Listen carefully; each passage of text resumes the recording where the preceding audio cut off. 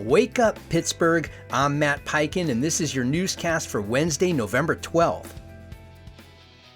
Tensions flared at a Pittsburgh City Council meeting Monday after Planning Director Jamil Bey was questioned about an email likening Councilwoman Teresa Cale Smith's policies to those of Donald Trump. The email, referencing her efforts to pause the city's registered community organization program, described it as an attempt to, quote, make Pittsburgh great again. Councilman Bobby Wilson called the message appalling, while Bey defended it as a critique of efforts to sideline community input. The controversy overshadowed discussions on the city's $6 million comprehensive plan, which has drawn criticism for limited public engagement. You could read more about this in the Post-Gazette.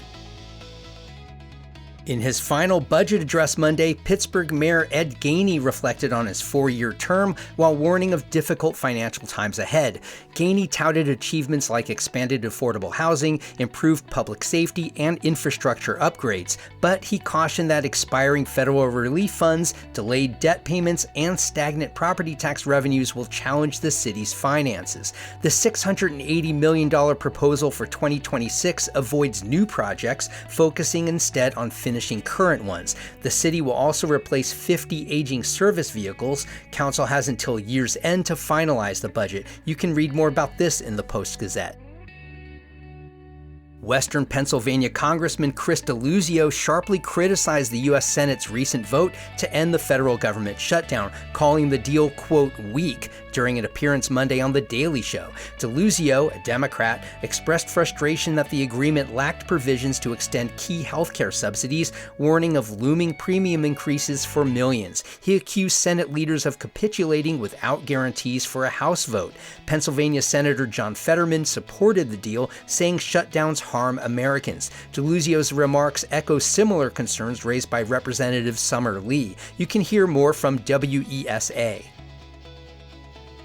As Pennsylvania's population ages, Pittsburgh innovators are reimagining how older adults can live safely and independently at home.